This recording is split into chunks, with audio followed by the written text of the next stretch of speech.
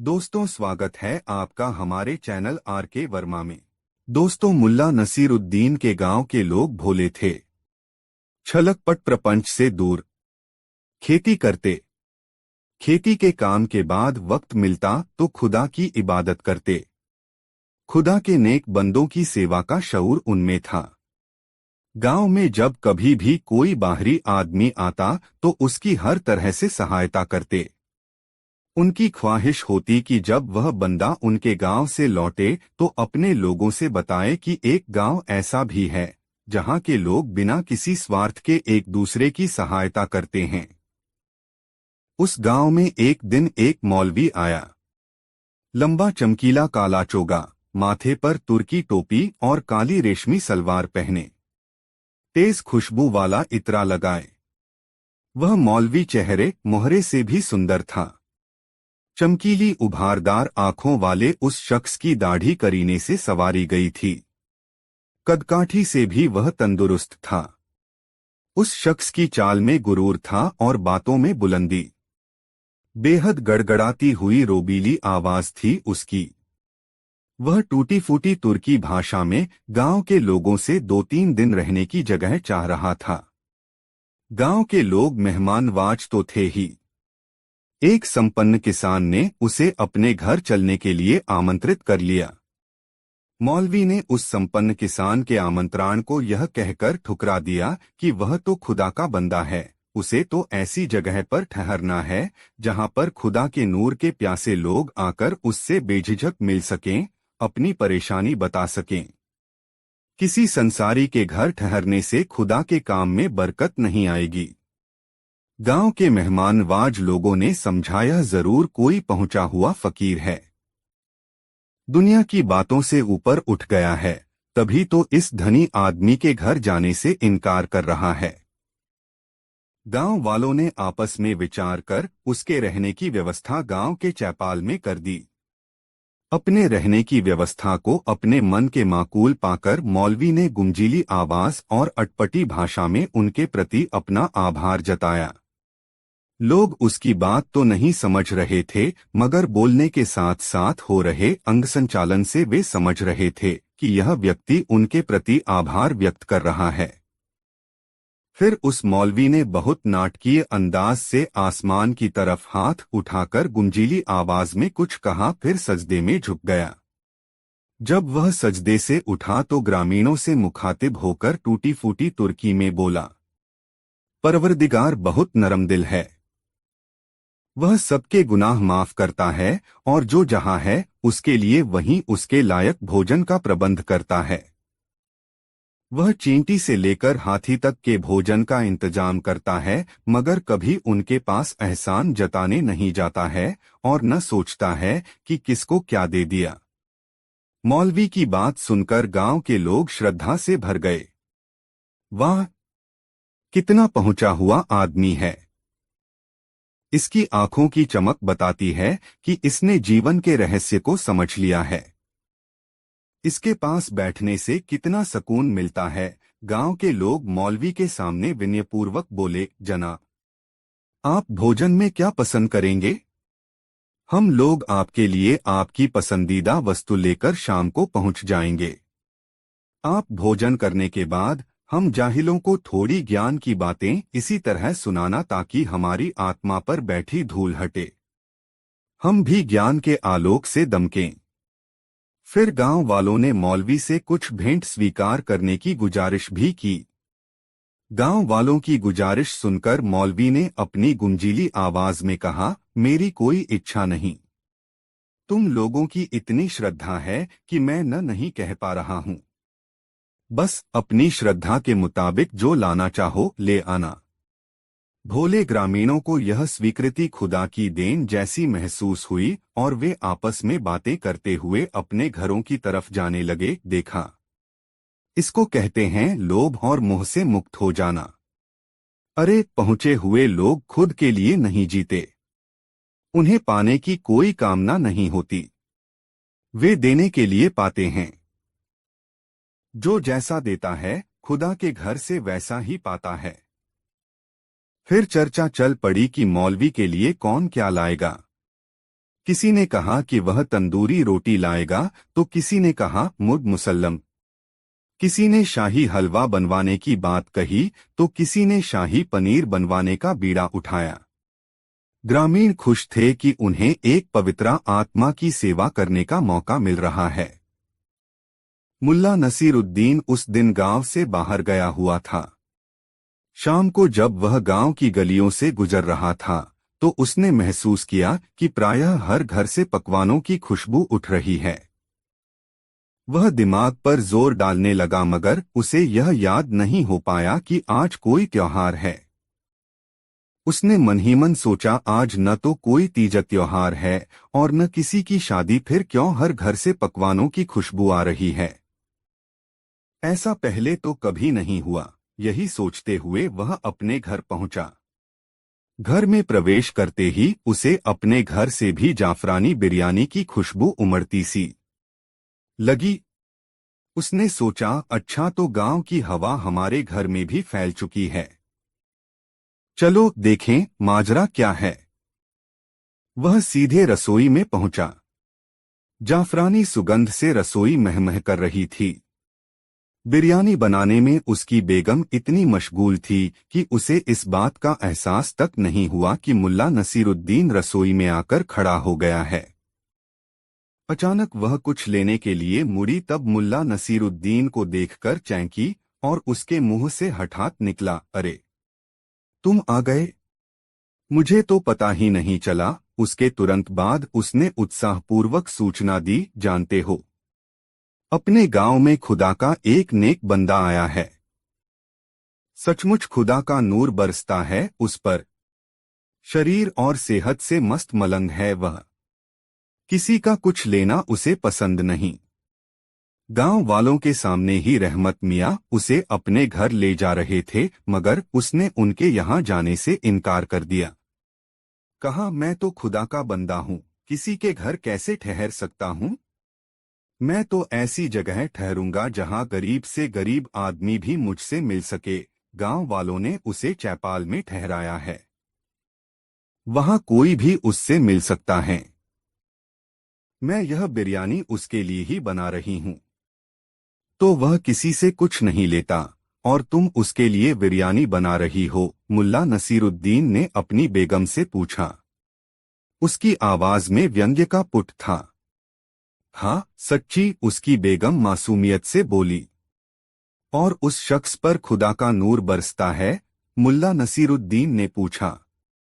हाँ सच्ची, उसी मासूमियत से बेगम ने जवाब दिया। तुमने उसे देखा है? मुल्ला नसीरुद्दीन ने संजीदगी से सवाल किया। नहीं, मैंने नहीं देखा है। मुझे तो नसीरा बेगम ने बताया कि गांव के कई घरों में उसके लिए खाना तैयार हो रहा है। पता नहीं किस खुशकिस्मत के घर का खाना मौलवी साहब कबूल करें, बेगम ने तत्परता से बताया। मुल्ला नसीरुद्दीन ने हंसते हुए कहा, और इसलिए तुम सोने से भी महंगे जाफरान का इस्तेमाल कर उसके लिए बिरयानी बनाने में जुटी हो कि वह खुशकिस्मती तुम्हें हासिल हो जाए, है न? तुम मेरा मजाक क्यों उड़ा रहे हो? मैंने क्या गलत किया? गांव के हर घर से उस पवित्र आत्मा के लिए कुछ न कुछ पकवान उसके पास जाएगा। अपने घर से न जाता तो अच्छा नहीं लगता ना? तुम अभी अपने कपड़े नहीं बदलना। बिरयानी तैयार है। मैं उसके लिए बिरयानी निकाल देती हूँ। मैंने जायके का पूरा ख्याल रखकर यह बिरयानी बनाई है। तुम उसे चौपाल तक ले जाओ और मौलवी साहब को जिमा आओ। गरम गरम बिरयानी से ही सही जायका मिलेगा। बेगम ने मुल्ला नसीरुद्दीन से कहा। मुल्ला नसीरुद्दीन ने भी सोचा, चलो इस बिरयानी के बहाने जरा उस पवित्र आत्मा को देख आए। बेगम ने बिरयानी निकाली, उसे एक डिब्बे में बंद किया। एक तश्तरी और एक चम्मच के साथ डिब्बे को एक झोले में रखकर मुल्ला नसीरुद्दीन को थमा दिया। मुल्ला नसीरुद्दीन एक हाथ में झोला लिए अपने गधे पर सवार हुआ और पहुंच गया चौपाल। चौपाल के बाहर वह थोड़ी देर तक वहां का रंगढंग देखने के लिए गधे पर बैठा रहा। गांव के लोग आते चैपाल में ठहरे मौलवी को अपने घर से लाया पकवान देते और वह मौलवी न जाने किस भाषा में धारा प्रवाह कुछ बोलने लगता। बोलने के दौरान वह अपनी बड़ी बड़ी आंखों से आसमान की ओर देखता। उसके चेहरे पर रहस्यमय मुस्कान खेलने लगती और वह अपनी दोनों भुजाएं फैलाकर टूटी फूटी तुर्की भाषा में बोलता, खुदा बहुत रहमदिल है। वह सबके लिए सोचता है। कायनात में जो जहां है उसके लिए वही भोजन भेजता है, चाहे वह चींटी हो या हाथी। मुल्ला नसीरुद्दीन ने थोड़ी देर तक मौलवी का यह नाटक देखा और वह समझ गया कि यह फरेबी इंसान अपने को ज्ञानी और ध्यानी प्रमाणित करने के लिए इस प्रकार का आचरण कर रहा है। भोले भाले ग्रामीण मौलवी के इस अंदाज पर फिदा थे और वे मौलवी को जाते समय भेंट देने की योजना बना रहे थे। चूंकि मुल्ला नसीरुद्दीन को वे लोग एक समझदार आदमी मानते थे, लोगों ने उसे वहां देखकर घेर लिया और उससे पूछने लगे, मुल्ला साहब हमें बताइए, इस पवित्र आत्मा को हम लोग मिलकर ऐसी कौन सी भेंट दें कि इन्हें यहाँ से जाने के बाद भी हमारी याद बनी रहे। जिस समय ग्रामीण मुल्ला से ये बातें कर रहे थे, ठीक उसी समय किसी ग्रामीण के द्वारा दिया पकवान स्वीकार करते हुए मौलवी ने टूटी फूटी तुर्की में जोर से कहा, तू यहाँ देता है और तेरा दिया वहाँ जमा होता है। वहां कहते समय मौलवी ने अपनी एक उंगली आसमान की तरफ उठा दी। मौलवी के इसी अंदाज पर मुल्ला नसरुद्दीन को वह नौटंकीबाज और धूर्त लगा था। मुल्ला नसीरुद्दीन ने कहा, जरा मैं भी पवित्र आत्मा से बातें कर लूं, तब आप लोगों को बताऊंगा कि उसे भेंट स्वरूप क्या दिया जाना चाहिए। इतना कहकर मुल्ला नसीरुद्दीन ग्रामीणों के घेरे से निकलकर पवित्र आत्मा के पास पहुंच गया और वहीं एक किनारे बैठ गया, चुपचाप। अब ग्रामीणों ने पवित्र आत्मा से उपदेश देने की विनती की। मौलवी अपनी जगह पर खड़ा होकर थोड़ी देर तक उपदेशात्मक लहजे में बोला और ग्रामीणों की तरफ संतुष्ट दृष्टि से देखा, मगर ग्रामीण केवल उसकी आवाज से सम्मोहित थे और बोलने के अंदाज से समझ रहे थे कि उसने कोई बड़ी बात कही है, कोई शानदार सीख दी है। ग्रामीणों को अपनी ओर अपलक निहारते हुए देखकर मौलवी ने कहा, लगता है आपको मेरी बातें समझ में नहीं आई। फिर उसने टूटी फूटी तुर्की भाषा में ग्रामीणों से कहा, यह खुदा ही है जिसने इस खूबसूरत दुनिया को बनाया, सूरज को रोशन किया, चांद तारे बनाकर आसमान को सजाया। हमें उसकी शान में झुकने की आदत डालने की जरूरत है। आओ हम सब उसकी शान में झुकें कि वह हमें सांस लेने के लिए भरपूर हवा देता है, हमारी प्यास बुझाने के लिए जगह नदियां बहाता है। धरती के ऊपर ही नहीं, धरती के भीतर भी पानी पहुंचाता है। वह आदमी का ही नहीं, कीटों का भी रखवाला है। आओ हम सब उसकी शान में झुक जाएं। इतना कहकर मौलवी ने सजदे की मुद्रा बनाई तो सारे ग्रामीण सजदे में झुक गए। इसके बाद मौलवी चैपाल में चला गया। मुल्ला नसीरुद्दीन को छोड़कर बाकी ग्रामीण मौलवी का प्रशस्ति गान करते हुए लौट गए। मुल्ला नसीरुद्दीन उस मौलवी के पास पहुंच गया। उसे देखकर मौलवी ने सोचा कोई श्रद्धालु आया है, इसलिए उसने अपनी आंखों से आसमान की ओर देखते हुए अपना हाथ आसमान की तरफ उछालते हुए कहा, खुदा बहुत रहमदिल है, तू यहाँ देगा तो वहाँ पाएगा। मुल्ला नसीरुद्दीन ने मौलवी की तरफ देखते हुए कहा, मैं खुदा का बंदा हूँ पवित्र आत्मा, और तुमसे बड़ा नौटंकीबाज। मुल्ला नसीरुद्दीन ने यह बात तुर्की में कही और इसके बाद फर्टीदार अरबी बोलते हुए मुल्ला नसीरुद्दीन ने न जाने क्या कुछ कहा जिसे वह मौलवी समझ नहीं पाया, मगर मुल्ला ने बोलते समय जो भाव मुद्राएं अपनाई उसे देखकर कोई भी समझ सकता था कि वह कोई पहुंचा हुआ फकीर है। इसके बाद मुल्ला फिर से तुर्की में बोलने लगा, अब आप समझ चुके होंगे कि आपकी तरह मैं भी नहीं समझ में आने वाली भाषा में तकरीरें कर सकता हूँ और ऐसी भंगिमाएं बना सकता हूँ जिससे लोगों को भ्रम हो जाए कि मैं कोई सिद्ध पुरुष हूँ, और ऐसा मैं कई तरह से कर सकता हूँ। इसके बाद मुल्ला नसीरुद्दीन रूसी में फर्टीदार भाषण देने लगा। वह प्रवचन की मुद्रा में रूसी बोल रहा था और उसकी भंगिमाएं महात्माओं जैसी थीं। हतप्रभ था मौलवी। उसने सपने में भी नहीं सोचा था कि गांव में उसे शेर को सवा से मिल जाएगा, किंतु मुल्ला नसीरुद्दीन ने जो नहले पर दहला मारा था उससे उसकी बोलती बंद हो गई थी। अपनी बातों से मुल्ला नसीरुद्दीन मौलवी को इतना पीट चुका था कि उसके मुंह से बोल नहीं फूट रहे थे। यह सब कर चुकने के बाद मुल्ला नसीरुद्दीन ने बहुत अदब से मौलवी के सामने झुकते हुए कहा, अब आप समझ चुके होंगे कि खुदा के इस नेक बंदे में ऐसे और भी कई लाजवाब फन मौजूद हैं। मेरी एक आवाज से जूतों की बरसात होने लगती है और आवाज थोड़ी तीखी हो जाए तो जूते डंडों में तब्दील हो जाते हैं। यदि मेरा यह फन भी देखना है तो सुबह का इंतजार कीजिए। सुबह हमारे गांव के लोग आपके लिए भेंट और चढ़ावा लेकर आएंगे। इतना कहकर मुल्ला नसीरुद्दीन अपने गधे पर उल्टा बैठ गया और गधा उसके घर की तरफ चल पड़ा। टपट पटपाक टपट पटपाक। गधा मौलवी से दूर होता जा रहा था और मौलवी की तरफ मुंह किए गधे पर बैठा मुल्ला नसीरुद्दीन हाथ हिलाता जा रहा था। मौलवी उसे अपलक देख रहा था। दूसरे दिन जब ग्रामीण उस पवित्रा आत्मा के दर्शन के लिए आए तो पाया कि चौपाल सूना पड़ा है। मौलवी का कहीं कोई अतापता नहीं है। वह तो पोल खुल जाने के भय से रात को ही उड़नछू हो गया था। दोस्तों, कहानी कैसी लगी कमेंट में जरूर बताएं। दोस्तों, गधे के कानों में न जाने कैसे अपने मालिक की कातर आवाज पड़ गई और वह उछलकर बड़ी ही इंकलाबी आवाज में रेंका। फिर वह खूंटा तोड़कर अपने मालिक की ओर भागा। जैसे ही वह बरसाती से बाहर की तरह लपका, वैसे ही एक बड़ा ढोल भी उसके साथ साथ आने लगा।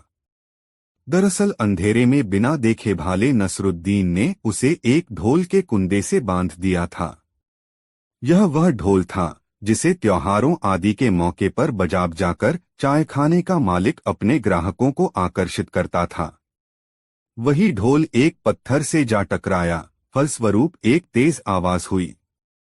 गधे ने पीछे मुड़कर देखा। इस बार ढोल दाईं ओर एक बच्ची से टकरा गया। फिर तेज आवाज हुई, ढम। गधे ने सोचा कि कोई शैतान उसके मालिक को छोड़कर उसके पीछे आ रहा है। अब उनकी खैर नहीं। यह ख्याल मन में आते ही वह भयभीत हो उठा और बुरी तरह रेंकता हुआ पूंछ उठाकर बाजार की ओर भागा। रास्ते में करीब 50 से 60 ऊंटों का एक काफिला चीनी मिट्टी के बर्तन और तांबे की चादरें लादे चला आ रहा था। उन ऊंटों ने बुरी तरह रेंकते और धमकने गमकने वाले इस जानवर को अपनी ओर आते देखा तो वे भी घबराकर इधर उधर भाग निकले। घबराहट और देनरतीच भागने के कारण उन पर रखा सामान जमीन पर गिर गिरकर चकनाचूर होने लगा। अजीब सी हौलनाक आवाजें वातावरण में सुनाई देने लगीं। बाजार से दूर जो लोग थे उन्होंने समझा कि बाजार में बलवा हो गया है। आथ वे जिधर मुंह उठा उधर ही भाग लिए और फिर देखते ही देखते पूरे बाजार में ही नहीं बल्कि आसपास की गलियों में भय और आतंक छा गया। खनखनाहट, रेंकना, टिनटिनाहट, बर्तनों के गिरने की आवाज, चीख पुकार, बिल्कुल नर्क जैसा माहौल बन गया था। ऊंटों और घोड़ों के अंधाधुंध भागने से कितने ही तंबू और चायखानों की बरसातियां उखड़ गई थीं। इस खौफनाक शोर को सुनकर कितने ही लोग सोते से जाग गए थे और अधनंगे हो इधर उधर भाग लिए। घरों दुकानों में रोशनियां गुल हो गईं। भागने वाले अंधेरे में कभी किसी से भिड़ जाते तो कभी किसी जानवर की दुलत्ती खाते। दहशतनाक चीख पुकार मची हुई थी चारों तरफ। वे लोग समझ रहे थे कि कयामत का दिन आ गया है। मुर्गे पंख फड़फड़ाकर अजीब सी आवाज में चिल्लाने लगे। बकरियां और मेढ़े मिमियाने लगे थे। शोरगुल बढ़ता बढ़ता शहर की घनी आबादी तक जा पहुंचा था। शहर की चारदीवारी पर लगी तोपें दगने लगीं। शहर के पहरेदारों ने समझा कि कोई दुश्मन बुखारा में दाखिल हो गया है। महल के पहरेदारों ने समझा कि बगावत हो गई है। वहां से भी तोपें दागी जाने लगीं। शहर की मीनारों से मुल्ला सहमी हुई आवाजों में दुआएं मांगने लगे। सभी ओर अफरातफरी मची हुई थी। किसी को समझ में नहीं आ रहा था कि क्या हुआ और वह कहाँ जाए, क्या करे। अपने महल में अमीर भौचक कासा सिपहसालारों पर गर्ज बरस रहा था। मगर क्या हुआ, कैसे हुआ, यह सब केवल एक शख्स ही जानता था और वो था मुल्ला नसरुद्दीन। वह बौखलाए ऊंटों व घोड़ों से बचताप उस दिशा में भाग रहा था जिधर यह खौफनाक शोर पैदा करता उसका गधा। भागा जा रहा था, मगर लाख कोशिशों के बावजूद वह गधे को पकड़ नहीं पाया। उसकी यह दौड़ तब तक चलती रही जब तक कि उसके गधे और ढोल को जोड़ने वाली रस्सी टूट न गई। रस्सी के टूटते ही ढोल लुढ़ककर ऊंटों की ठोकरों में जा पहुंचा। ऊंट उससे बचने के लिए हड़बड़ी में चायखानों के छप्पर, शामियाने और खोखे गिराते चले गए। फिर ऐसा हुआ कि एक मोड़ पर अचानक मुल्ला नसरुद्दीन और उसका गधा एक दूसरे के आमने सामने आ गए। गधे के मुंह से झाग निकल रहा था और वह बुरी तरह हांफ रहा था। मुल्ला नसरुद्दीन हालांकि स्वयं भी हांफ रहा था, मगर ऐसे में उसने एक पल की भी देर करना उचित नहीं समझा और गधे की रस्सी पकड़कर पीछे की ओर खींचते हुए बोला, आ चल, उधर चलते हैं, यहाँ तो बेतुका शोर हो रहा है। यह देखकर उसे आश्चर्य हो रहा था कि गधे जैसे छोटे से पशु के पीछे यदि एक ढोल बांधकर छोड़ दिया जाए तो यह मामूली सा पशु भी कितनी बड़ी तबाही ला सकता है।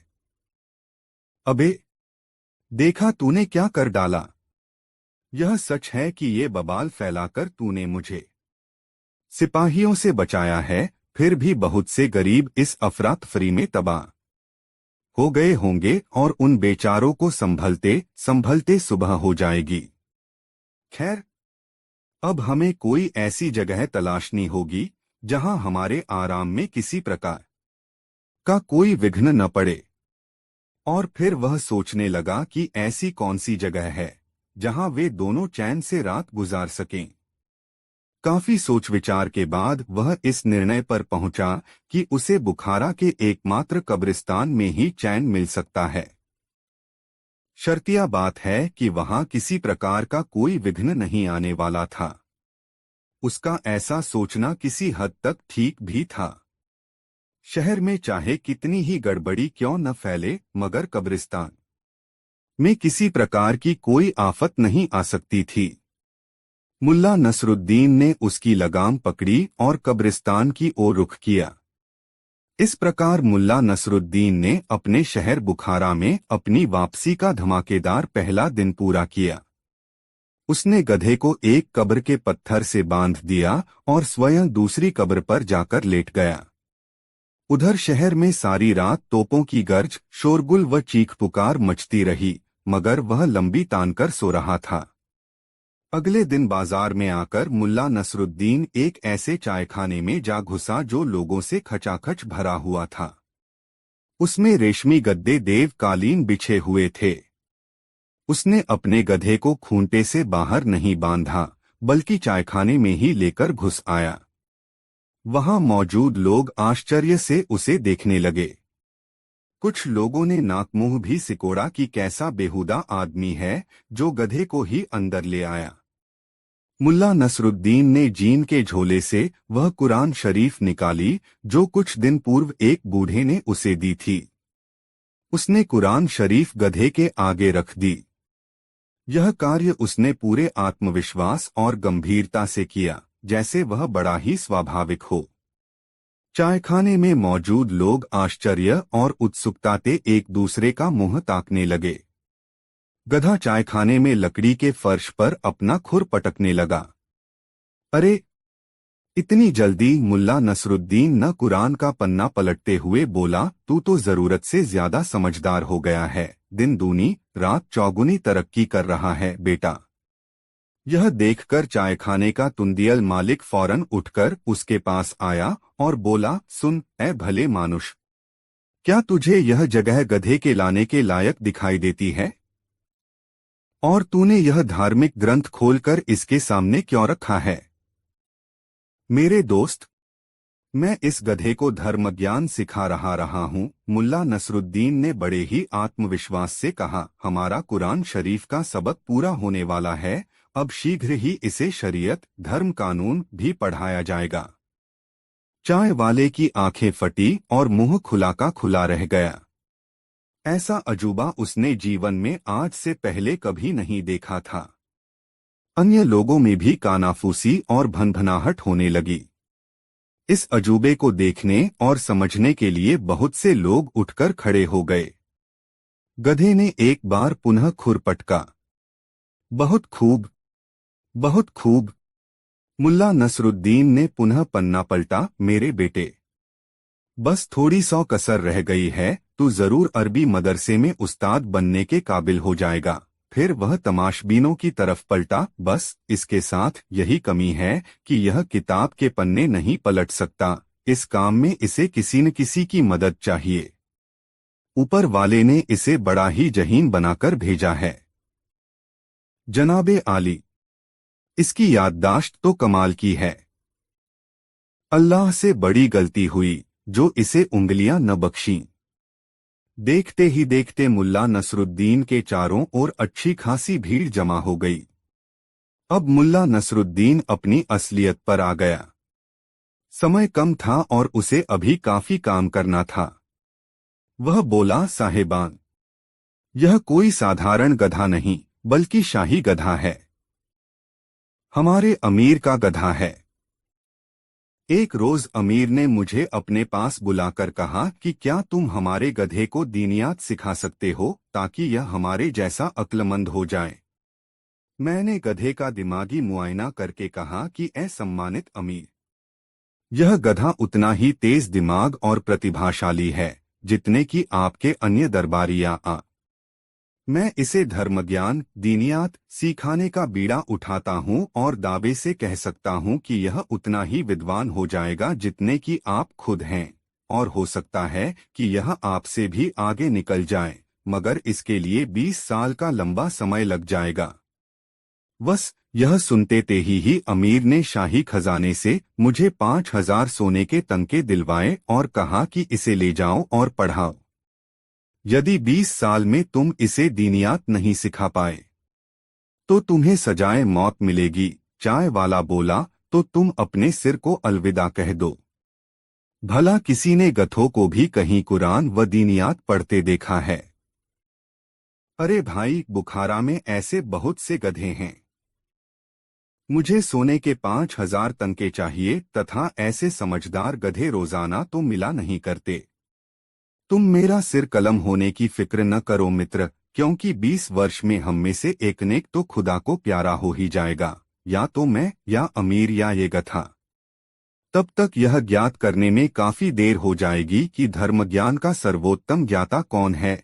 यह जवाब सुनकर पूरा चायखाना ठहाकों से गूंज उठा।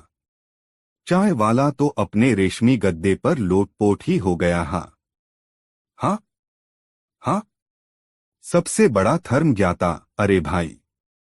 अचानक उसे न जाने क्या ख्याल आया कि वह एकाएक ही खामोश होकर मुल्ला नसरुद्दीन को घूरने लगा। फिर बोला, तुम कौन हो? कहाँ से आए हो? ए धर्म ज्ञान सिखाने वाले, कहीं तुम मुल्ला नसरुद्दीन तो नहीं हो? दुकान में सन्नाटा छा गया। सभी की सवालिया नजरें मुल्ला नसरुद्दीन के चेहरे पर स्थिर हो गईं। मुल्ला नसरुद्दीन कुछ पलों तक मुस्कराता हुआ सबके चेहरे देखता रहा, फिर बोला, तुम्हारा अनुमान बिल्कुल ठीक है दोस्त। मैं मुल्ला नसरुद्दीन ही हूँ। बुखारा शरीफ के नागरिकों, मेरा सलाम कबूल कीजिए। यह सुनते ही वहां खलबली मच गई। मुल्ला नसरुद्दीन, मुल्ला नसरुद्दीन। और यह बुलंद आवाज एक चायखाने से दूसरे में, दूसरे से तीसरे में, और फिर देखते ही देखते यह चर्चा पूरे शहर में फैल गई कि मुल्ला नसरुद्दीन बुखारा में आ चुका है। प्रत्येक स्थान, प्रत्येक गली कूचे में सिर्फ और सिर्फ एक ही चर्चा थी, मुल्ला नसरुद्दीन की चर्चा। दूर दूर के लोग चायखाने में आकर एकत्रित हो गए थे। ताजिक, उज्बक, तुर्कमानी, तातर, जर्जियाई। वहां एकत्रित होकर जोर जोर से चिल्लाकर अपने प्यारे नसरुद्दीन, खुशमिजाज व हास्य प्रिय नसरुद्दीन का स्वागत कर रहे थे। भीड़ बढ़ने के बाद किसी ने एक गट्ठर बढ़िया किस्म की घास गधे के आगे लाकर डाल दी, किसी ने जई का ढेर लगा दिया और किसी ने एक बाल्टी साफ पानी उसके आगे रख दिया। मुल्ला नसरुद्दीन बाहर चाय खाने की बरसाती में आ गया। उसने अपने चाहने वालों को सलाम करके उनका हार्दिक अभिनंदन किया, फिर एक तख्त पर खड़ा होकर बोला, बुखारा के नागरिकों, मैं आप सबका तहे दिल से स्वागत करता हूं। आप लोगों से मिलकर मेरा मन खुशी से नाच उठा है। हम पूरे 10 वर्षों के बाद मिल रहे हैं। मैं जानता हूं कि आपके दिलो दिमाग में बहुत से सवाल कौंध रहे हैं। मेरे प्यारे देशवासियों, मैं आपके सवालों के जवाब गीत गा गा कर देना चाहता हूं। कहकर उसने पास ही रखा मिट्टी का एक घड़ा उठा लिया, उसका पानी फेंककर खाली किया और उसे बजा बजाकर गीत गाने लगा। मुल्ला नसरुद्दीन ने जब से होश संभाला था, तब से वह अमीरों, सूदखोर आदि के अत्याचारों को गीतों के रूप में गा गा कर जनता के सामने रखता था। अपनी कविताओं और गीतों में उसने अमीर और सूदखोरों पर करारे व्यंग्य कसे थे। अंत में वह लोगों से कहता कि जिस प्रकार एक रोज पाप का घड़ा फूटता है, उसी प्रकार अमीर का घ फूटता है। घमंड भी एक न एक दिन अवश्य ही चूर चूर हो जाएगा और जनता को उसके अत्याचारों से मुक्ति मिलेगी। यह कहकर वह घड़े को धरती पर पटककर चूर चूर कर देता था। इस बार भी गीत की समाप्ति पर उसने ऐसा ही किया। फिर जनता से मुखातिब होकर बोला, दोस्तों, नयाज कुम्हार को सूदखोर और अमीर के बेरहम फैसले से बचाने की कोशिश करनी चाहिए, उसकी मदद करनी चाहिए। आप लोग मुल्ला नसरुद्दीन को भली भांति जानते हैं कि वह सही समय पर लोगों का कर्ज चुका देता है। क्या कोई मुझे कुछ समय के लिए 400 तनके दे सकता है? यह सुनकर एक भिश्ती तेजी से आगे बढ़ा और बोला, भाई मुल्ला नसरुद्दीन, हम गरीबों के पास भला इतना धन कहाँ है? हमारा सारा धन तो भारी भारी कर चुकाने में ही चला जाता है, लेकिन मेरा यह नया पटका आप ले लो, शायद इससे कुछ मिल जाए। यह कहकर उसने अपना नया पटका मुल्ला नसरुद्दीन के कदमों में डाल दिया। इसके साथ ही लोगों में सरगोशियां सी होने लगीं। फिर जैसे एकाएक ही सामूहिक आंदोलन सा फैल गया।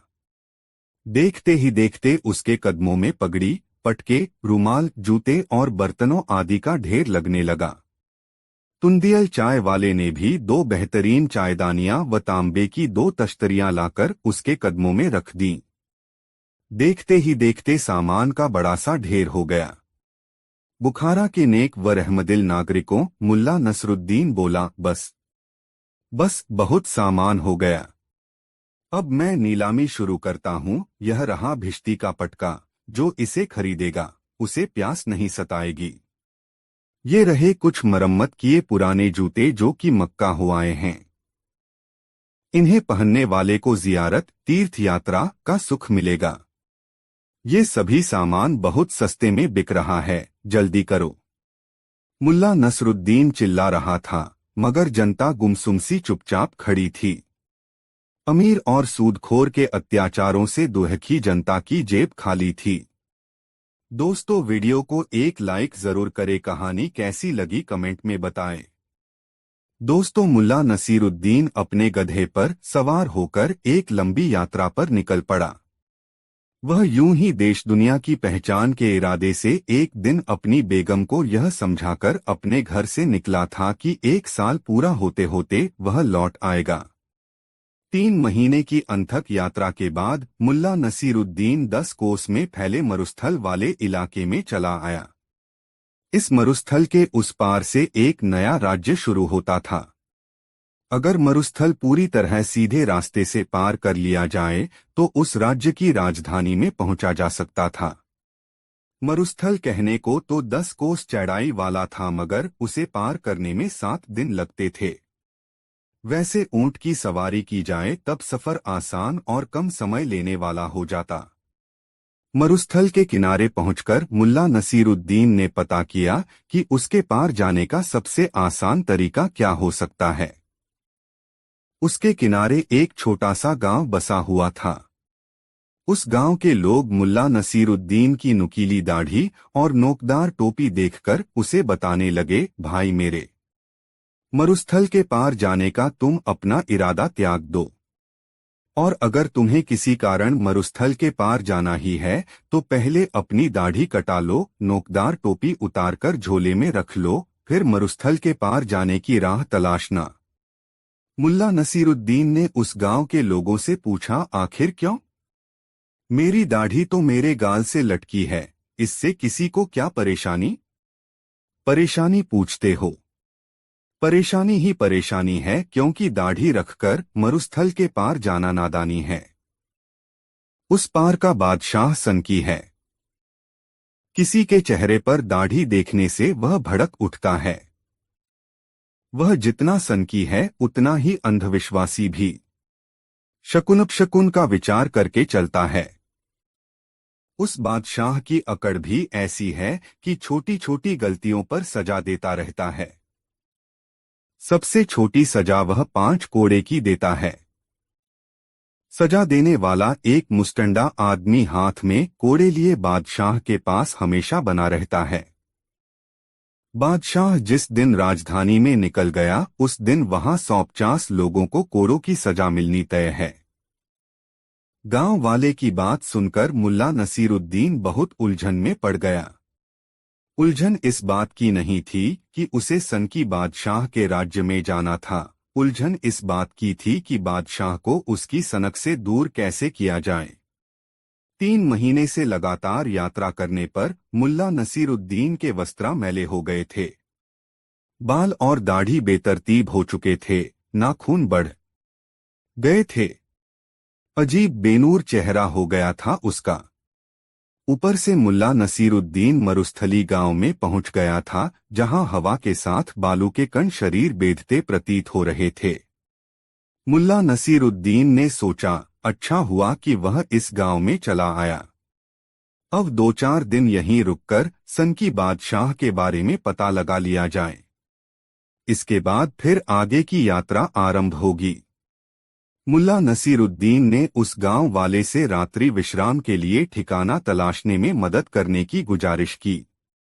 गांव वाले ने मुल्ला नसीरुद्दीन से कहा, यहाँ हमारे गांव में रात्रि विश्राम के लिए तो क्या पूरी जिंदगी के लिए ठिकाना मिलना आसान भी है और कठिन भी। यदि गांव के मुखिया को तुम्हारा सरोकार समझ में आ जाएगा तब तुम जब तक चाहो यहाँ रह सकते हो।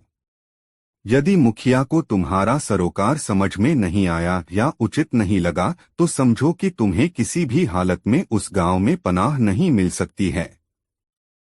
तुम चाहो तो तुम्हारी मुलाकात मैं गांव के मुखिया से करवा सकता हूं।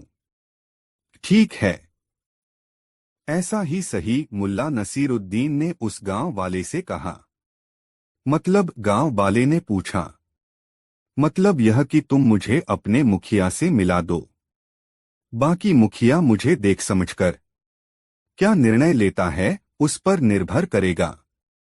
वह गांव वाला मुल्ला नसीरुद्दीन को लेकर सीधे अपने मुखिया के पास गया। मुखिया उस समय जमीन पर पड़ा था। उसके आसपास भीड़ थी।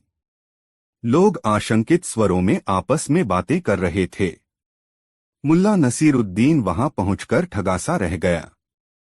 वह समझ नहीं पा रहा था कि माजरा क्या है।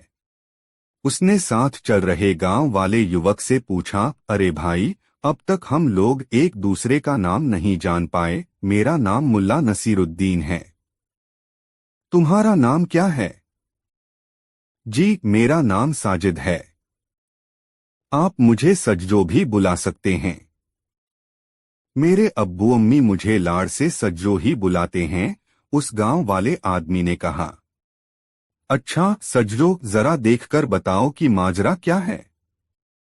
यहां इतनी भीड़ क्यों लगी है? थोड़ी देर के लिए वह युवक, जिसका नाम साजिद था, भीड़ में खोया सा गया और जब वह भीड़ से बाहर निकला तो हाफता हुआ सीधे मुल्ला नसीरुद्दीन के पास पहुंचकर कहने लगा, गजब हो गया। मुल्ला साहब गजब हो गया। मुखिया को खेत में मचान बांधते समय सांप ने काट लिया है और वह दर्द से छटपटाते हुए बेदम सा हो गया है। इतना सुनना था कि मुल्ला नसीरुद्दीन ने बिजली जैसी तेजी दिखाई और भीड़ को चीरता हुआ उस स्थान पर पहुंच गया जहां मुखिया जमीन पर पड़ा कराह रहा था। मुल्ला नसीरुद्दीन ने भीड़ को तुरंत मुखिया से दूर हो जाने के लिए कहा, भाइयों हटो, हवा आने दो। अभी मुखिया को साफस्वच्छ वायु की जरूरत है। मुल्ला नसीरुद्दीन ने अपने कंधे से टंगी झोली में से एक डोरी निकाली और मुखिया के पांव पर जहां सांप कांटे का निशान था उससे कुछ ऊपर डोरी बांधते हुए कहा, आप घबराएं नहीं मुखिया जी, सांप का विष मैं निकालूंगा आपके शरीर से। ऐसे भी सभी सांप जहरीले नहीं होते, बस आप हिम्मत न हारें। मुखिया अब तक सवालिया निगाहों वाले लोगों की भीड़ से घिरा हुआ था। काफी देर से उससे लोग यही पूछ रहे थे, क्या हुआ मुखिया जी, मगर चार किसी के पास कोई निदान नहीं था। इतनी देर में ऐसा पहली बार हो रहा था कि कोई आदमी उससे कुछ ऐसा कह रहा था जिससे उसे यह भरोसा हो कि उसके जीवन की रक्षा हो सकती है। मुखिया ने मुल्ला नसीरुद्दीन को देखकर याद करने की कोशिश की कि वह कौन है, किंतु वह उसे याद नहीं कर पाया और सोचा कि सांप कांटे का मंत्रा जानने वाला होगा। उसे सांप काट लेने की खबर फैलने के कारण किसी दूसरे गांव से आया होगा। उसी समय मुल्ला नसीरुद्दीन ने गांव वालों से एक चाकू और आग जलाने के लिए लकड़ी मंगवाई। गांव के लोग उत्सुकता से मुल्ला नसीरुद्दीन की कारगुजारियों को देख रहे थे। उसने पहले आग जलाई, फिर उसमें चाकू के फाल को लाल होने तक तपाया और फिर मुखिया के पांव में पड़े सांप के दांत के निशान के पास एक गहरा चीरा लगा दिया। चीरा लगने से मुखिया तड़प उठा। मुखिया को चीखता देखकर मुल्ला नसीरुद्दीन ने कहा, मुखिया जी, खुदा का शुक्र है कि आपके शरीर में जहर नहीं फैला है।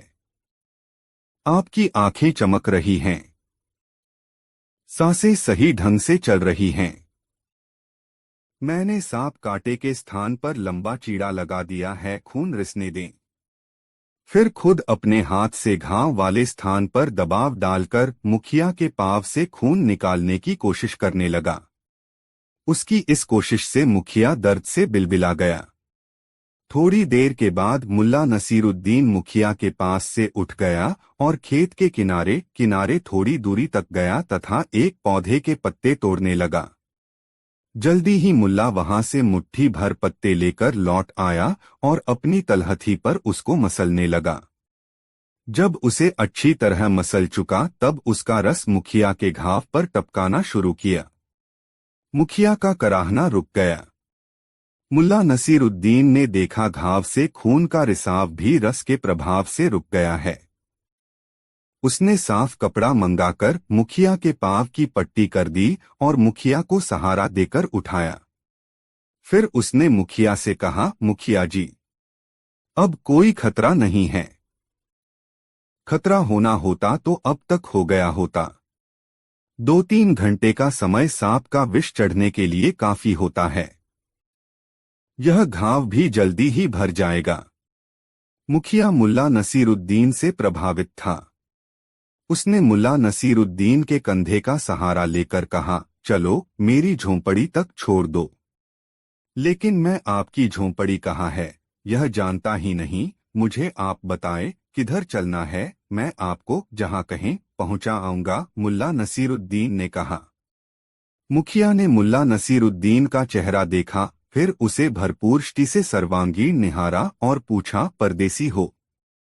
जी हाँ मुखिया जी, परदेसी हूँ और साजिद के साथ आपके पास इस गांव में 2-4 रोज ठहरने की इजाजत लेने के लिए आया था, मुल्ला नसीरुद्दीन ने कहा। साजिद? साजिद? अच्छा वो सजजो? तुम उसे कैसे जानते हो? मुखिया ने मुल्ला नसीरुद्दीन से पूछा। जैसे आपको जानता हूँ। कोई परिचय नहीं है, फिर भी परिचय है। कोई सरोकार नहीं है, फिर भी सरोकार है, मुल्ला नसीरुद्दीन ने सरलता से कहा। उसके चेहरे पर मासूमियत विराज रही थी। मुखिया मुल्ला नसीरुद्दीन का कंधा थामे अपनी झोंपड़ी की ओर चल रहा था। थोड़ी ही देर में वह अपनी झोंपड़ी के सामने था। उसने मुल्ला नसीरुद्दीन से पूछा, परदेसी, तुम्हारा नाम क्या है? मेरा नाम मुल्ला नसीरुद्दीन है। मुल्ला नसीरुद्दीन मुखिया कई बार यह नाम उच्चरित किया और अचानक चैंक कर पूछने लगा, मुल्ला नसीरुद्दीन? कहीं बुखारा वाला मुल्ला नसीरुद्दीन तो नहीं? हाँ, वही, मुल्ला नसीरुद्दीन ने कहा। अरे मुल्ला नसीरुद्दीन, आप मेरी झोंपड़ी में मेहमान बनकर जब तक चाहे रहें। यह तो हमारा सौभाग्य है कि आप हमारे घर मेहमान होंगे। मुल्ला नसीरुद्दीन को उस गांव में रहने की इजाजत मिल गई और मरुस्थल के उस पार के राज्य और वहां के सनकी बादशाह के बारे में सटीक जानकारियां देने के लिए मुखिया की आत्मीयता प्राप्त हो गई। दूसरे दिन मुल्ला नसीरुद्दीन ने मुखिया के घाव की पट्टी बदली। उस समय वह मुखिया को देवदूत की तरह लग रहा था। पट्टी बदल देने के बाद उसने मुखिया से कहा, 2-3 दिन में ही घाव भर जाएगा, आप चिंता न करें। मुझे अब कोई चिंता नहीं हो रही है। तुम अब मेरे पास हो, यही मेरे लिए बहुत है। मुखिया शाम तक पूरी तरह खुद को स्वस्थ महसूस करने लगा। तब उसने साजिद को बुलवाया। साजिद के आने पर मुखिया ने उससे कहा, सज्जो, जानते हो तुम जिस अजनबी को लेकर आए, वह अजनबी बुखारा की जानीमानी हस्ती है। एक बहुत बड़ा विद्वान और समझदार व्यक्ति। आज से तुम उसकी सेवा और सहयोग के लिए उसके साथ रहो। वह जिधर जाना चाहे ले जाओ और जो कुछ भी देखना चाहे उसे दिखाओ।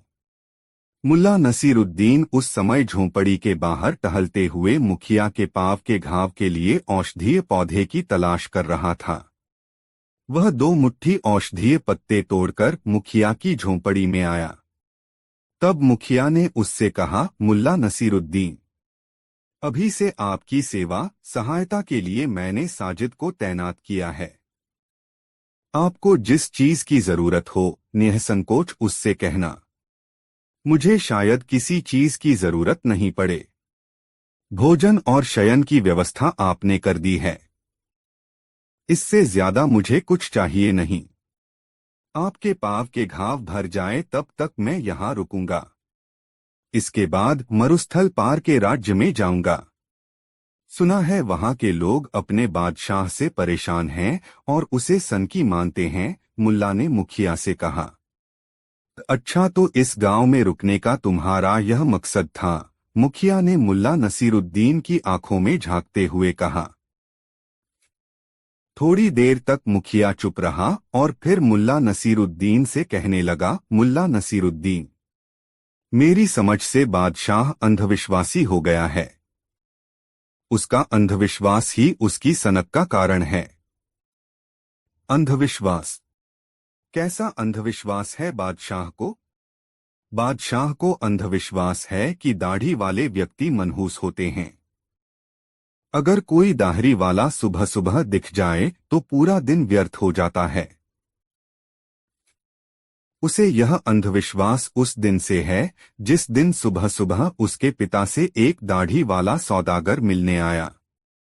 उस दिन ही उसके पिता घोड़े से गिर पड़े और उन्हें अंदरूनी चोटें आईं। उसके बाद उसके पिता लंबे समय तक बीमार रहे और एक दिन बिस्तर पर ही प्राण त्याग दिया। उस समय ज्योतिषी, नजूमी वगैरह की खूब चली। यह नजूमियों की ही कारस्तानी है कि बादशाह के दिमाग में कूट कूट कर अंधविश्वास भर दिया गया है। अब तो बादशाह घर से बाहर निकलता है तो पहले उसके लिए अनुकूल माहौल तैयार किया जाता है और उसके सुरक्षाकर्मी सख्त ताकीद करते हैं कि सड़क पर कोई दाढ़ी वाला दिखे तो उसे सड़क से हटा दिया जाए। मुखिया ने मुल्ला नसीरुद्दीन को बताया। यह जानकारी मुल्ला नसीरुद्दीन के लिए काफी थी। मुल्ला नसीरुद्दीन 3 दिनों तक मुखिया के साथ उसकी झोंपड़ी में रहा। उसकी तीमारदारी की और जब मुखिया का घाव सूख गया तब मरुस्थल पार करने की राह उसने मुखिया से पूछी। मुखिया ने उसे वह राह बता दी जिससे आसानी से सनकी राजा के राज्य की राजधानी में पहुंचा जा सकता था। मुल्ला नसीरुद्दीन अपने गधे पर सवार हुआ और सनकी राजा के राज्य की राजधानी की तरफ चल पड़ा। उसका गधा पूरे एक हफ्ते तक आराम कर चुका था, इसलिए मस्ती में दौड़ रहा था, ठपटपटपाक उपटपटपाक।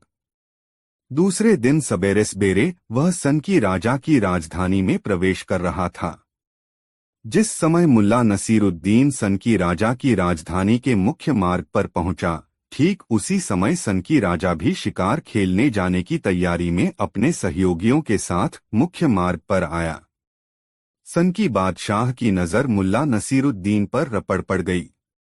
गंदे कपड़े, जिस पर कई जगह पैबंद लगे थे, बेतरतीब बिखरे हुए बाल और उलझी हुई दाढ़ी। मुल्ला पर नजर पड़ते ही बादशाह क्रोध से चीख पड़ा, अरे कोई है, हटाओ इस मनहूस को मेरी आंखों के सामने से, लगाओ इसको 5 कोड़े की, फिर कभी मेरी राह के बीच में आने की यह कोशिश भी न करे। मुल्ला नसीरुद्दीन ने चीख चीख कर कहा, बादशाह सलामत, मेरे कपड़े गंदे हैं और बेशक मेरे बाल व मेरी दाढ़ी बेतरतीब है, मगर मेरा विश्वास करें, मैं मनहूस नहीं हूँ। मगर तब तक बादशाह का मुस्टंडा आकर मुल्ला नसीरुद्दीन को 5 कोड़े लगा गया। कोड़े की मार से मुल्ला नसीरुद्दीन बेदम होकर उस सड़क के किनारे गिर पड़ा और देर तक वहीं पड़ा रहा। सनकी बादशाह अपने कुनबे के साथ भुनभुनाता हुआ चल पड़ा शिकार के लिए। जंगल में प्रवेश करते ही बादशाह के सामने अपने झुंड से बिछड़ा हुआ एक हिरण आ गया। बादशाह ने धनुष पर बाण चढ़ाया और निशाना साधकर छोड़ दिया। हिरण बाण से बिंधकर वहीं ढेर हो गया। बादशाह को स्मरण हो आया कि 5 कोड़े खाने वाले शख्स ने कहा था, वह मनहूस नहीं है। बादशाह ने सोचा, वाकई वह आदमी मनहूस नहीं है। मैं बरसों से जंगल आता रहा हूँ शिकार खेलने के लिए, मगर ऐसा संयोग कभी नहीं हुआ कि जंगल में प्रवेश करते ही शिकार मिल जाए। बादशाह ने उस दिन बाघ के शिकार का कार्यक्रम बनाया था। जंगल से गुजरने वाली नदी के किनारे एक पेड़ पर बादशाह के लिए पहले से मचान बना हुआ था। बादशाह के आने के बाद एक मेमना वहां बांधा गया। बादशाह अपने सहयोगियों के साथ मचान पर चढ़ गया। अभी बादशाह को मचान पर चढ़े कुछ देर ही हुआ था कि मेमना मेमे करता हुआ पूरी ताकत से रस्सी तोड़कर भागने की कोशिश करने लगा। बादशाह ने देखा, एक बाघ पानी पीने के लिए नदी किनारे आ रहा था और मेमने पर नजर पड़ते ही वह वहीं घात लगाकर ठहर गया। बाघ अपने शिकार को देख रहा था और बादशाह और उसके सहयोगी अपने शिकार को। बादशाह ने धनुष पर बाण चढ़ाया और उसके सहयोगियों ने भी। बादशाह के इशारा करते ही एक साथ कई बाणों से बिंध गया बाघ और देखते ही देखते वहीं ढेर हो गया। बादशाह ने सोचा, वह आदमी ठीक ही कह रहा था कि वह मनहूस नहीं है। बेकार ही उसे कोड़े पड़े।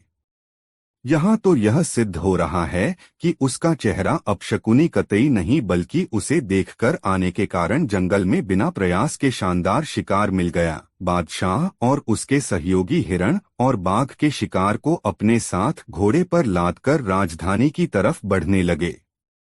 इतनी जल्दी शिकार मिल जाने का उन्हें उत्साह था।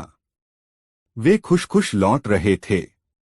जब वे लोग राजधानी के मुख्य मार्ग पर आए तब बादशाह को याद आ गया कि इसी सड़क के मुहाने पर उसके कहने से एक निर्दोष गधा सवार को कोड़ों से मारा गया। इस समय भी मुल्ला नसीरुद्दीन बेदमसा उसी स्थान पर पड़ा था। बादशाह अपने सहयोगियों के साथ जब उस स्थान पर पहुंचा तो अचानक उसने अपना घोड़ा रोक लिया और घोड़े से उतरकर उसने मुल्ला नसीरुद्दीन से कहा, मुसाफिर, तुमने ठीक कहा था, तुम मनहूस नहीं हो। देखो, आज तुम्हें देखकर जंगल जाने से हमें कितना शानदार शिकार मिला।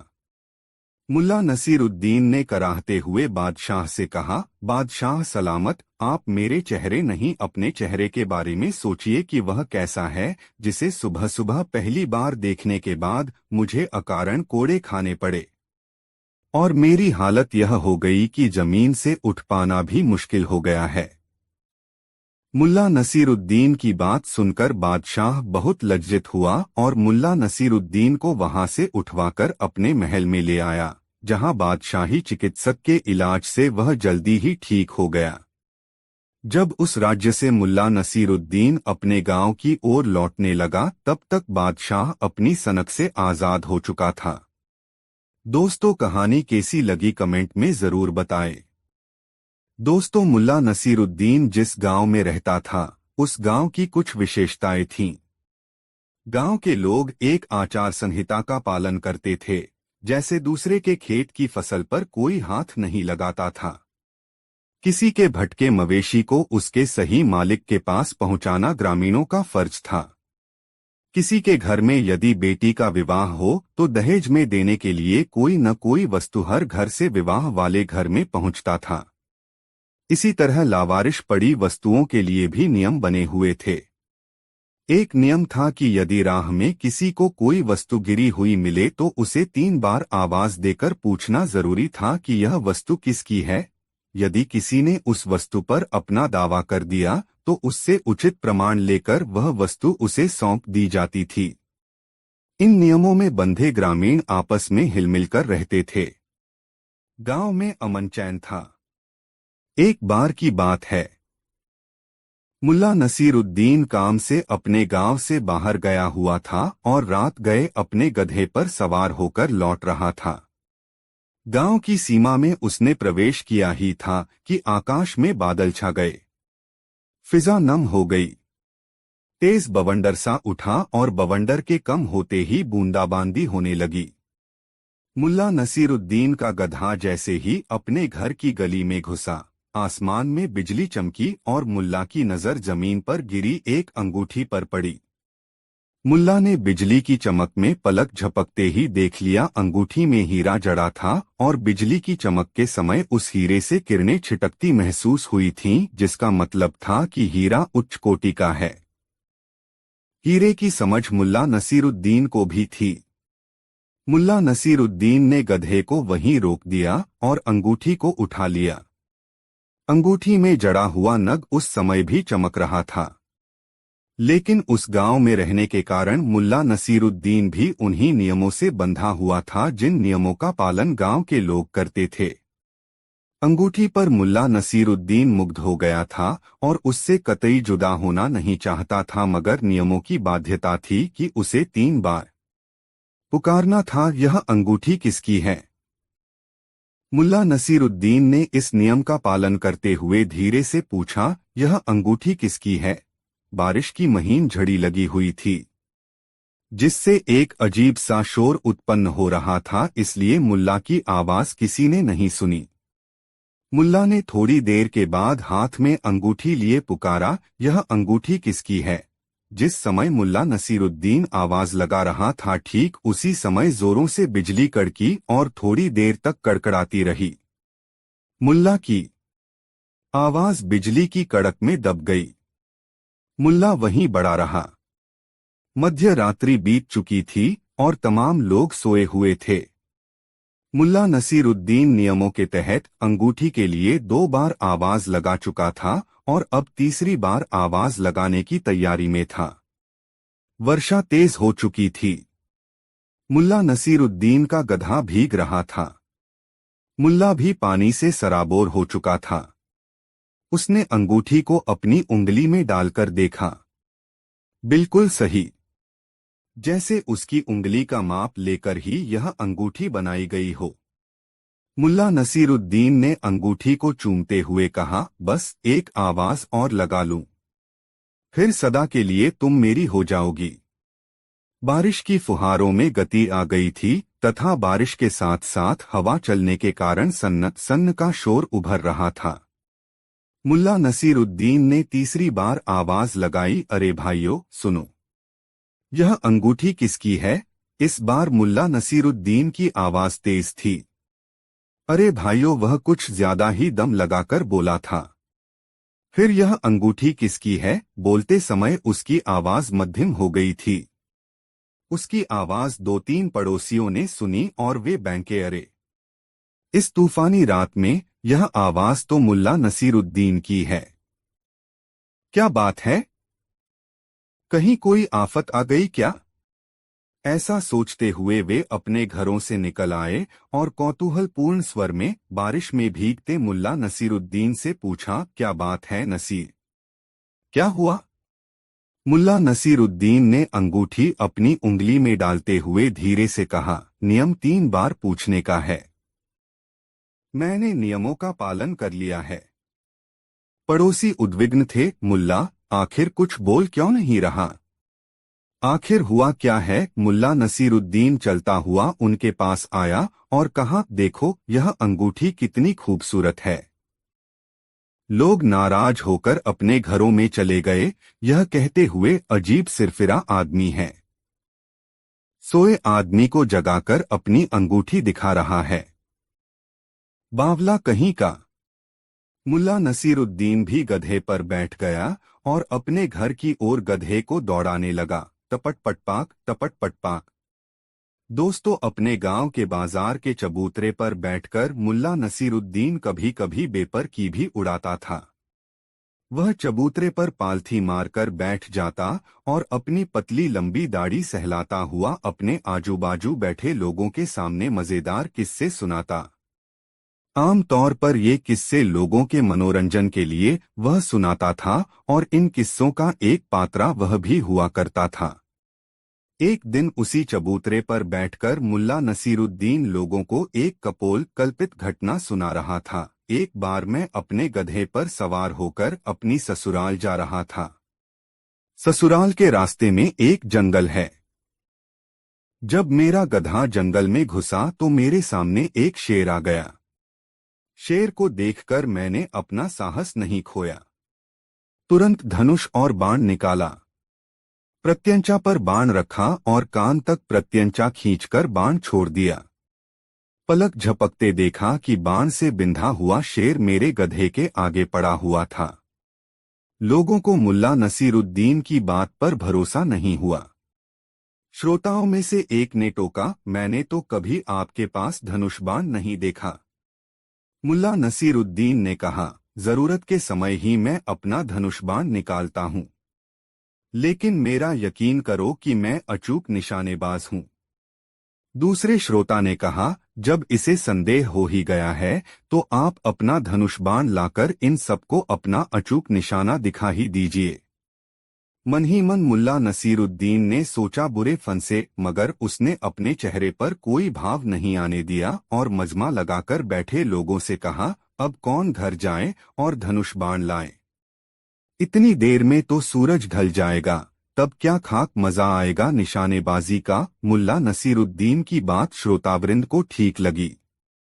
उनमें से एक श्रोता तेजी से उठा, मैं अभी तीरधनुष और लक्ष्य लेकर आता हूँ। इतना कहते कहते वह तेजी से दौड़ गया। थोड़ी ही देर में वह निशानेबाजी का सारा सामान लेकर चबूतरे के पास आया और मुल्ला नसीरुद्दीन को धनुषबाण देकर कहा, मैं लक्ष्य को सामने वाले पेड़ के तने पर लटका कर आता हूँ।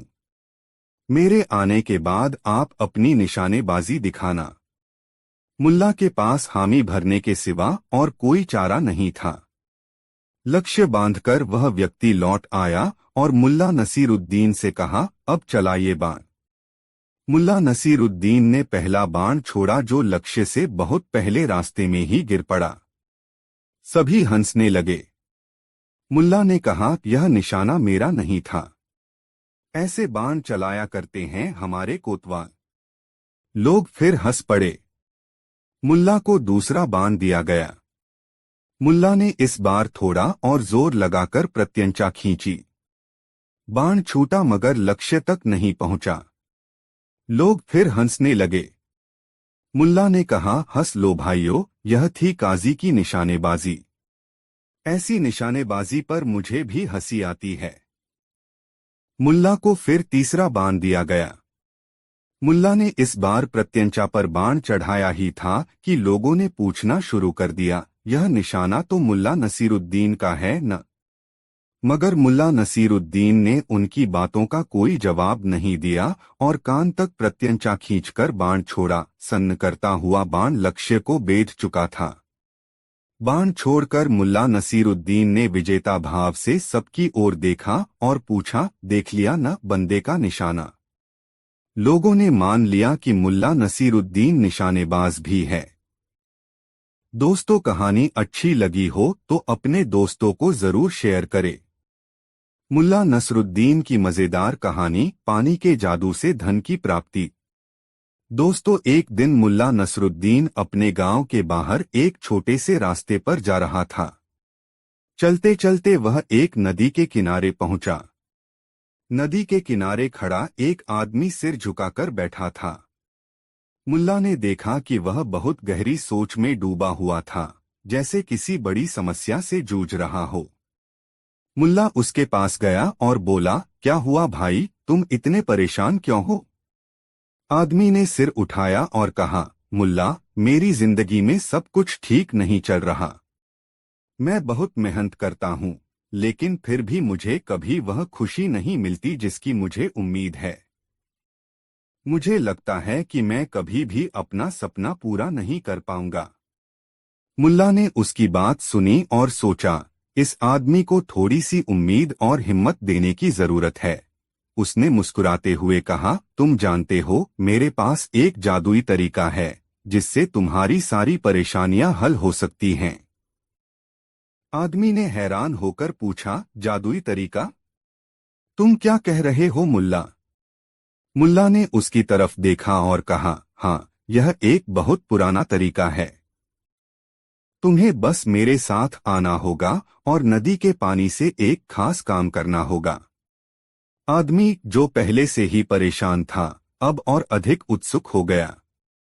उसने कहा, मैं तैयार हूं। बताओ मुझे क्या करना होगा। मुल्ला ने उसे नदी में ले जाकर कहा, तुम्हें नदी के पानी से एक बाल्टी पानी भरनी होगी, लेकिन ध्यान रखना, जब तुम पानी लाओ तो उसे बिना देखे वापस लाना होगा। आदमी थोड़ी देर तक यह सुनकर हैरान हुआ, लेकिन उसने मुल्ला के आदेश को मानते हुए बाल्टी में पानी भर लिया। जब वह पानी लेकर वापस आया तो मुल्ला ने कहा, अब इसे बिना देखे घर ले जाओ। याद रखना, अगर तुमने पानी में से कोई भी बदलाव देखा तो सारी मेहनत बेकार हो जाएगी। आदमी ने इसे चतुराई से लिया और बिना पानी देखे घर के रास्ते पर चलने लगा। लेकिन जब वह घर के पास पहुंचा तो अचानक उसके मन में ख्याल आया, क्या होगा अगर इस पानी में कुछ खास हो? क्या मुल्ला मुझे कुछ अच्छा देने की कोशिश कर रहा था? उत्सुकता और चिंता के मिश्रित भाव से उसने पानी देखा, और जैसे ही उसने बाल्टी का पानी देखा, उसे एहसास हुआ कि उस पानी में कुछ बदल चुका था। अब वह मन ही मन निराश हो गया, क्योंकि उसने मुल्ला के बताए तरीके को नहीं माना था। वह गहरी सोच में डूबा हुआ बाल्टी लेकर मुल्ला के पास वापस लौटा। उसने मुल्ला से कहा, मुल्ला, तुमने कहा था कि अगर मैंने पानी को देखा तो कुछ गलत होगा, लेकिन मैंने ऐसा किया और अब सब कुछ बिगड़ गया है। मुल्ला ने शांत भाव से मुस्कुराते हुए जवाब दिया, देखो, तुमने देखा कि तुम्हारी समस्याओं का हल तुम्हारे भीतर था, लेकिन तुम्हारी उत्सुकता और जल्दबाजी ने उसे खराब कर दिया। तुमने पानी को देखा क्योंकि तुम बहुत जल्दी में थे, लेकिन असल में यह पानी तुम्हारी मेहनत और धैर्य का प्रतीक था। अगर तुमने उसे बिना देखे रखा होता तो तुम्हें सफलता मिलती। आदमी ने समझ लिया और उसने मुल्ला का धन्यवाद किया। वह अब जान गया था कि जीवन में धैर्य और संयम के साथ आगे बढ़ना जरूरी है, क्योंकि जल्दबाजी और उत्सुकता से चीजें बिगड़ सकती हैं। कहानी का संदेश। मुल्ला नसरुद्दीन की इस कहानी से यह शिक्षा मिलती है कि जीवन में धैर्य और संयम रखना जरूरी है। किसी भी समस्या का समाधान जल्दबाजी में नहीं, बल्कि सोच समझकर और सही कदम उठाने से मिलता है। अपनी मेहनत में विश्वास रखना और धैर्य से काम करना ही असली सफलता की कुंजी है। मुल्ला नसरुद्दीन समझदारी का सवाल। एक दिन मुल्ला नसरुद्दीन अपने गांव में बैठा था। और जैसे ही उसने गांव के लोगों को इधर-उधर जाते देखा, एक नया सवाल उसके दिमाग में आया।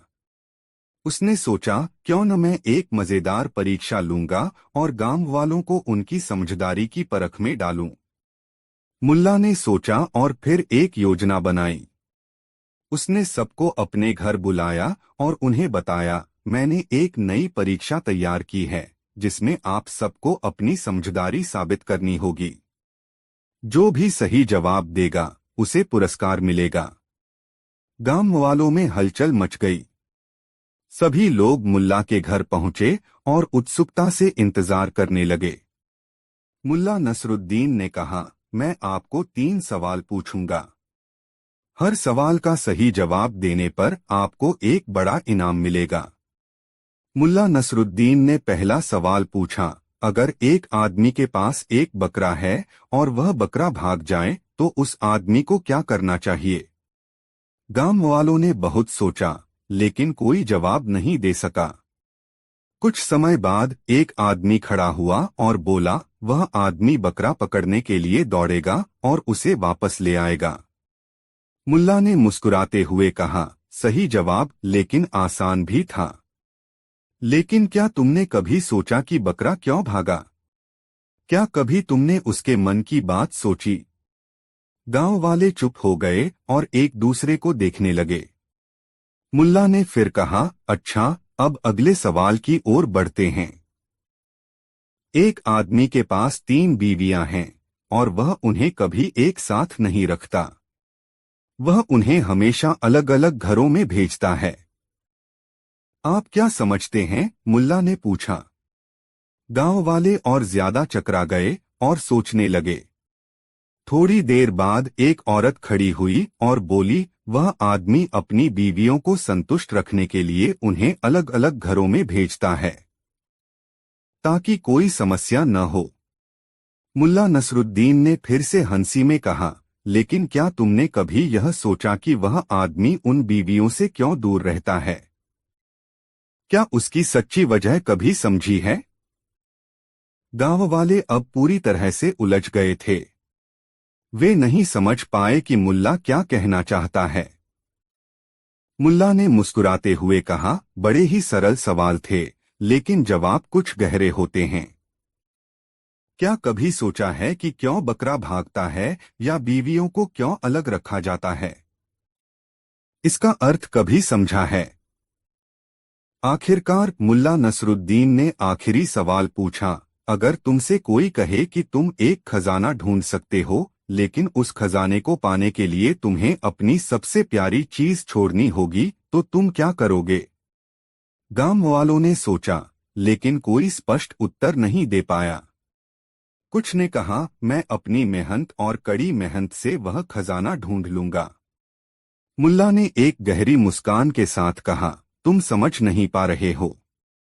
खजाना केवल धन नहीं होता, वह तुम्हारी समझदारी और मानसिक शांति भी हो सकती है। कभी सोचा है कि जो तुम्हारे पास है, वही सबसे कीमती है? गांव वालों ने फिर से एक दूसरे को देखा, लेकिन कोई जवाब नहीं आया। मुल्ला ने धीरे धीरे सबको समझाया, हमेशा जवाब पर ध्यान मत दो, कभी कभी सवाल का अर्थ ही हमें सिखाता है कि जीवन में क्या महत्वपूर्ण है। सीख। अब मुल्ला नसरुद्दीन ने मुस्कुराते हुए कहा, देखो, मैं जानता हूं कि मैं 3 आसान सवाल पूछ रहा था, लेकिन तुम सबने कभी इन सवालों के उत्तर पर ध्यान नहीं दिया। जीवन में कभी भी किसी सवाल का उत्तर बिना सोच समझे मत दो। हर सवाल के पीछे कुछ गहरे अर्थ होते हैं। सही उत्तर सिर्फ वही होता है जो तुम्हारे अनुभव और सोच के आधार पर सही लगे। गांव वाले चुपचाप सुन रहे थे। अचानक सबको यह एहसास हुआ कि मुल्ला नसरुद्दीन ने उन्हें सिर्फ चतुराई के सवाल नहीं पूछे थे, बल्कि जीवन के उन पहलुओं को समझने के लिए चुनौती दी थी जिन्हें वे अक्सर नजरअंदाज कर देते थे।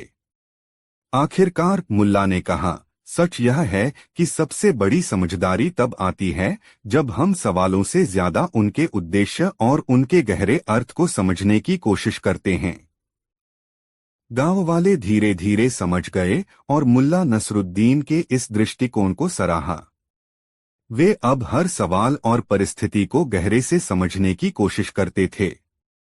यह कहानी यह सिखाती है कि कभी कभी हमें हर चीज का गहराई से मूल्यांकन करना चाहिए और जीवन के छोटे सवालों और घटनाओं को अधिक समझदारी से देखना चाहिए। मुल्ला नसरुद्दीन का यह किस्सा काफी मशहूर है। दोस्तों, सराय के अंदर अजीब सा माहौल था। सुर्ख चेहरे वाला मोटा सा सराय का मालिक एक भिखारी नुमा व्यक्ति की गर्दन दबोचे उसे बुरी तरह झकझोर रहा था। भिखारी बेचारा डरासमा आंखों में खौफ लिए उससे अपनी गर्दन छुड़ाने का असफल प्रयास कर रहा था, लेकिन किसी भी सूरत में कामयाब नहीं हो पा रहा था। कुछ लोग इर्दगिर्द खड़े तमाशा देख रहे थे। यह देखकर मुल्ला नसरुद्दीन भला कहाँ शांत रहने वाला था।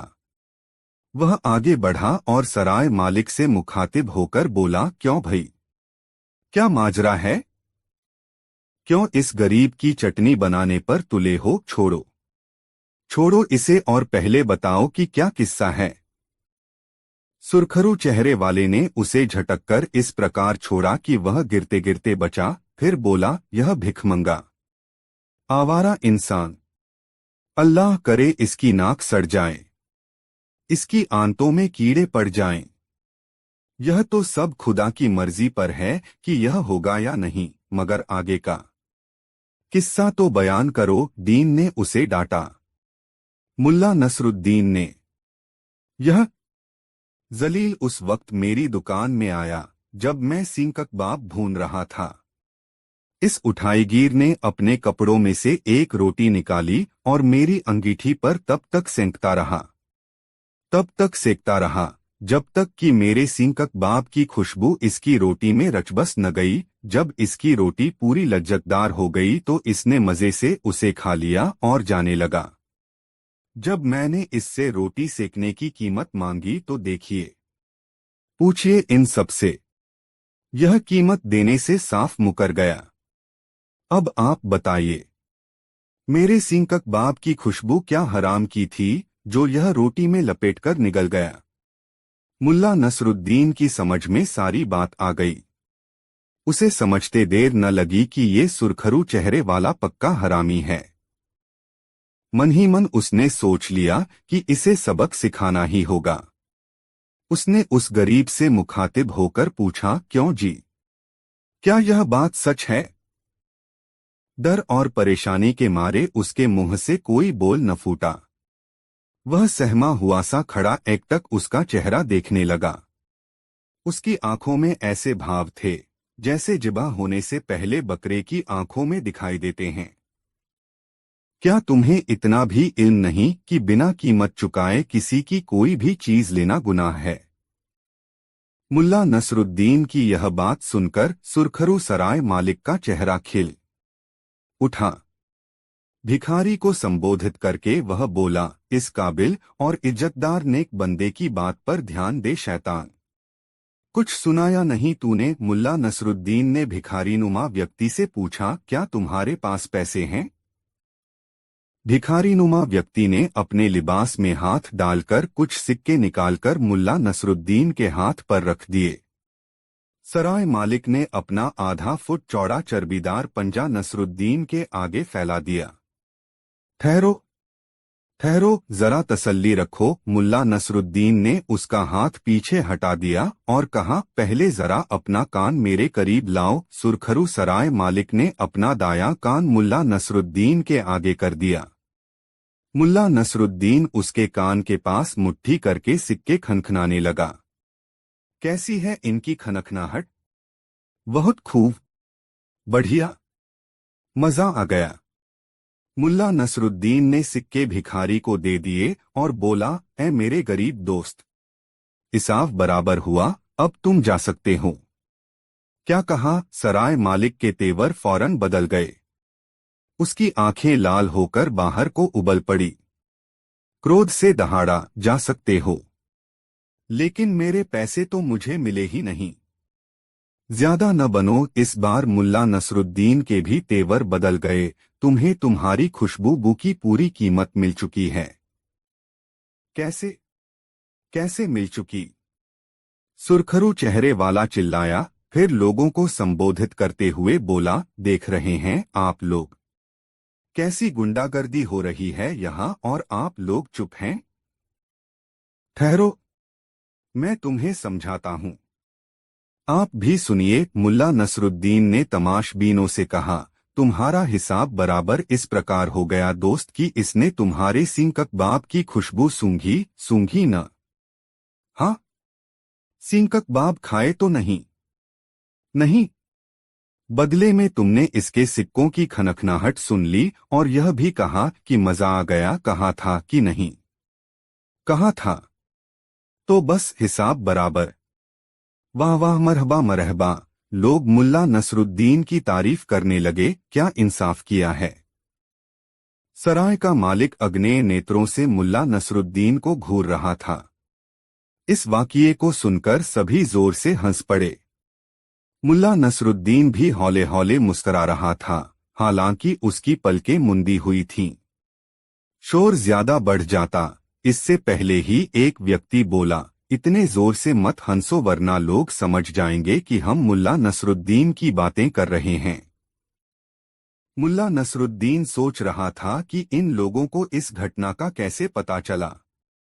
यह घटना बगदाद में नहीं बल्कि इस्तांबुल में घटी थी। फिर इन बगदादियों को इसकी भनक कैसे पड़ी? तभी मवेशियों के व्यापारी ने कहा, अब एक किस्सा मैं भी सुनाता हूँ। हाँ हाँ, सुनाओ। सुना जाता है कि फिर उसकी आंखों के सामने यह घटना फिल्म के दृश्यों की भांति सजीव हो उठी। दोस्तों, कहानी कैसी लगी कमेंट में जरूर बताएं। दोस्तों, यह कहानी आपको कैसी लगी कमेंट में जरूर बताएं। ऐसी और नई मजेदार कहानी सुनने के लिए हमारे चैनल आरके वर्मा को सब्सक्राइब जरूर कर लें और यह वीडियो अपने मित्रों को जरूर शेयर करें। वीडियो देखने के लिए आपका बहुत बहुत धन्यवाद। मिलते हैं किसी अगले वीडियो में, तब तक के लिए जय श्री राधे राधे। धन्यवाद।